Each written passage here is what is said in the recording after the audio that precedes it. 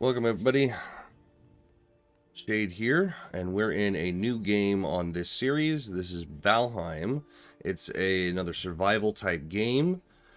It doesn't have the best, most intense graphics like you would see in Skyrim or Fallout, but it's got a very interesting story behind it. So I definitely want to try this out. And again, it's a multiplayer game. I've got Phantom and Duder with me today. How's it going, guys? Hey. Hey.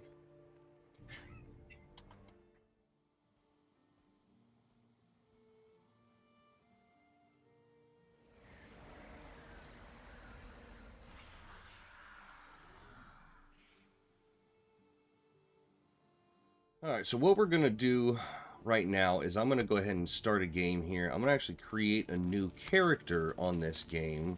I'm not going to do anything crazy. I do want a different hairstyle here. So, and you can either be male or female. You can change the skin tone, stuff like that. I'm just going straight up a redheaded Nord type guy. And got to have a beard. Yeah, you're like Viking. Naturally. Gotta have a beard. You do realize that there were numerous Vikings who were clean shaven, right? Yeah, well, whatever. Yes, but we're playing with stereotypes here. Come on.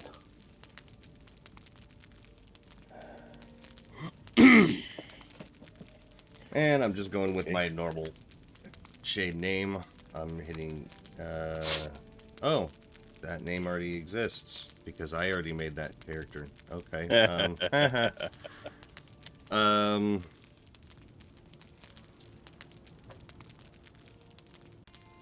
Alright, I'm gonna try my full name here, and we're gonna hit done. Yes, that worked. Awesome. So now once you click start, then you have this world thing that comes up. I've got two worlds. One I'm actually going to be removing, that's Shade's world, because one thing I found out in this game is it is completely randomly generated. The only guarantee is you start at 000 on your line. Your east, west, north, south, latitude, longitude, whatever it is, you will start out at 0 no matter what. Everybody does. Everything else in the game can be 100% and will be 100% random. So the first one, Shade's World, was meh. Not very many animal spawns, not very many resource spawns, but a ton of enemy spawns. The multiplayer one, Phantom and I were messing around on that. It's a beautiful spawn. It is an excess of everything you want. So if we get a terrible spawn, we're just gonna have to deal with it. So we're gonna jump in here. I'm gonna do a new game, and we're gonna call this the MPLP multiplayer Let's Play VH Valheim. And seed, do we want to do randoms? Yeah, I'll just leave it at the seed right there. So if anybody wants to follow along what we're doing, you can type in the seed and you'll get the same world we do. And I'm going to hit done. And there it is. And I've already told the guys what the password's going to be. Hopefully it actually stays that way. We've had issues where you type it in and they type it in exact and it still doesn't work. It's weird. So I'm going to go ahead and start this up and let it run. Because there's a little bit of story that you can read behind it. I will probably speed it up a little in post, but you can hit pause button and enjoy it. What did you say the server's name is again, so that I can actually join it? I don't think you can find it through the server list. Oh. I was just going to use, once it actually comes up and gets through the loading phase, I'll just invite you through Steam. Oh, okay.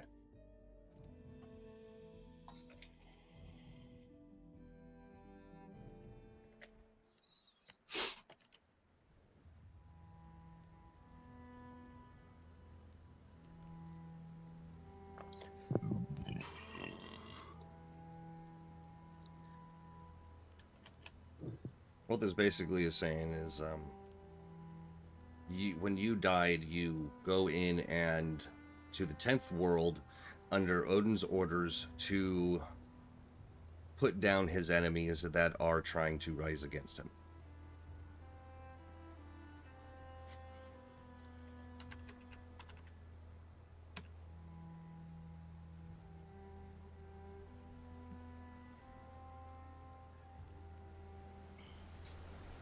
Now, Duder, Valheim is part of the whole like Norse mythology, right? Where would that actually be? Is it like a purgatory or hell, or what would that be?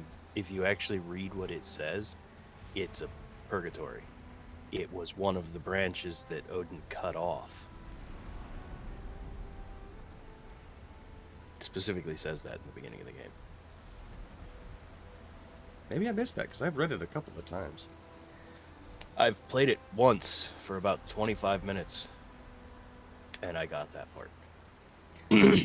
Well, it does help if you have a grounding in the mythology so that it makes good sense. Sure. He threw down his foes, cast him into the 10th worlds, and split the boughs from the world tree. That's where he cut them off and left them to drift. And that's basically where we are going, is to Valheim, to defeat those enemies who have grown strong.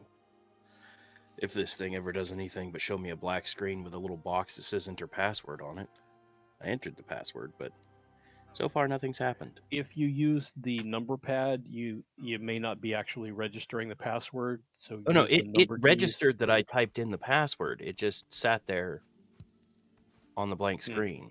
I just hit enter again, and and now it's doing something. Yeah, That's nice. I've had an issue with it doing that before, that it didn't want to take the password at all. So I always just use the number keys across the top and the regular enter key. Right. Okay, here's a Phantom that just joined me. Yep. And we have this wonderful love-hate relationship with this stupid crow. This game, I'm gonna say right now, this game, if you do not prepare 100% for everything you do, it will punish you. Yes, it will. So, yes, it will. This bird kind of guides you in the beginning. I will probably let it hang for a second when I talk to him, but you can pause it and read it for yourself, or you can go through the game and read it for yourself. I'm going to skip it, and we're going to give a more thorough overview of what it's like going through multiplayer on this, because everybody should actually try to pick some type of role going through this, because it makes boss battles and heavy hitting battles a lot easier. Trolls. Yes. What? Oh, hey, look, What? there are two idiots here. You coughed. There you are. Greetings, we have all arrived. And this bird on this one is basically just telling you, hey, click this stone and he's our first prey. And again, just like on the other world, he's right next to the summoning stones. On my first one, he was way up north away from it.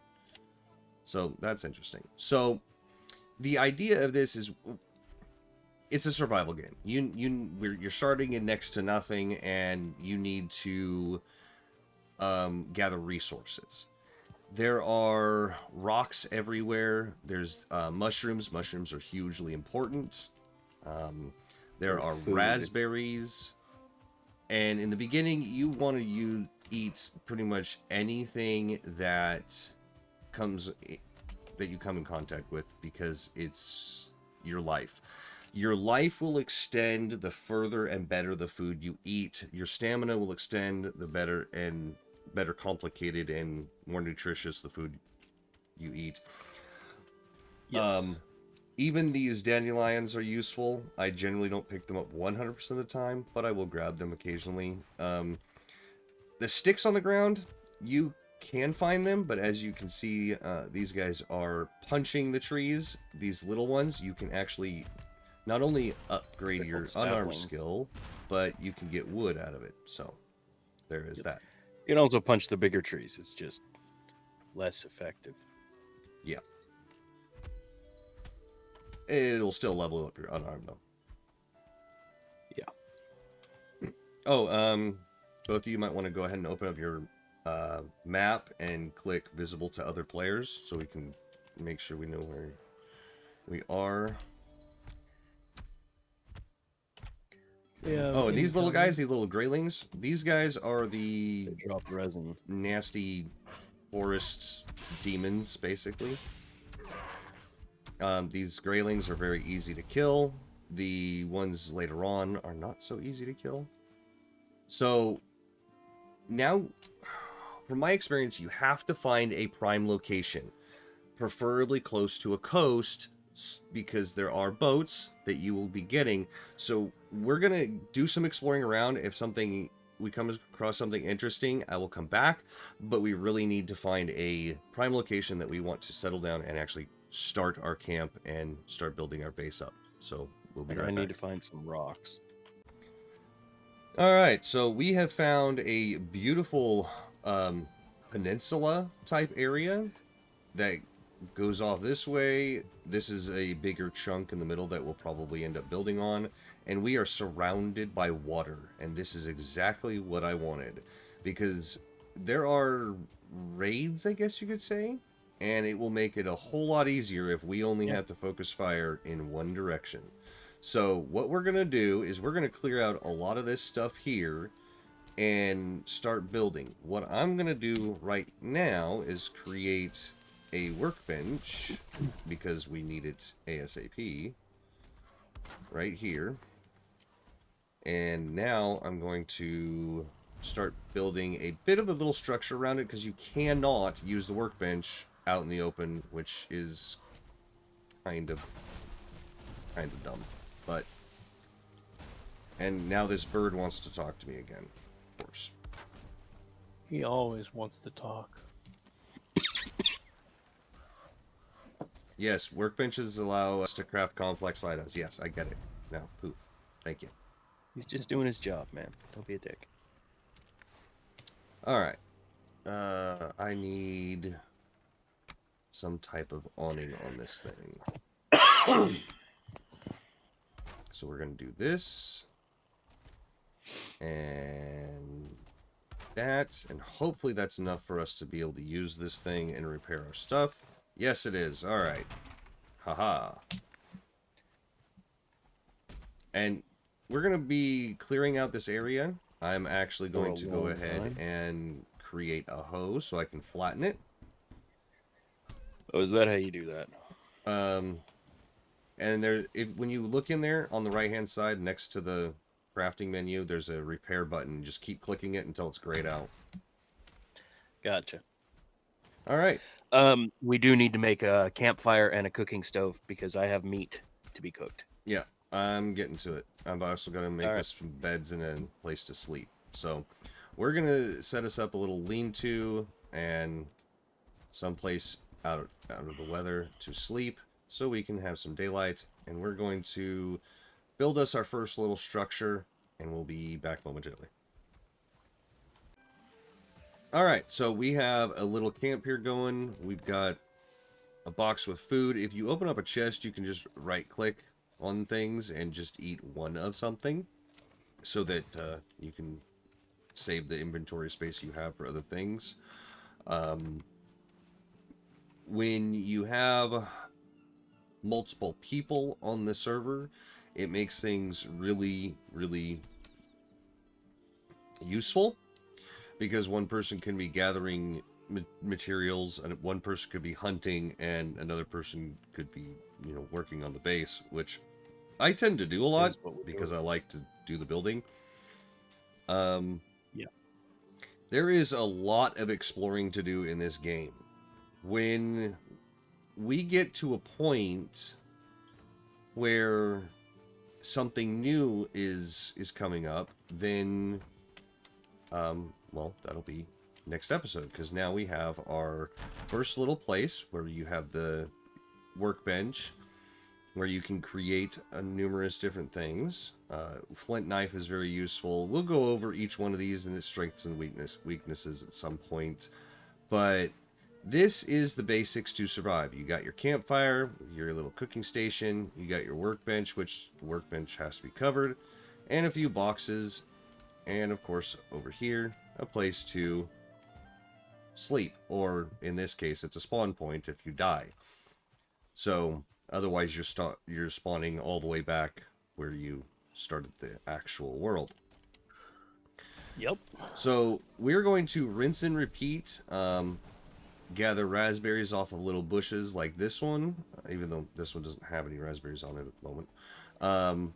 Gather wood and food, and we will see you next time. This was just a beginner, hey, we're starting a new series, multiplayer style, so, and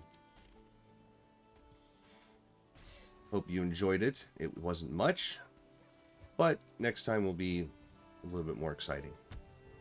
And we'll go over all the skills. Less running around and looking for a place to build. Yeah. So thank you for watching. If you liked it, please hit that like button. Hit that subscribe button and the bell icon to get notifications of more future videos. And remember, we don't cover just one game. We cover all of the multiplayer games that we can. See you on the flip side. Later.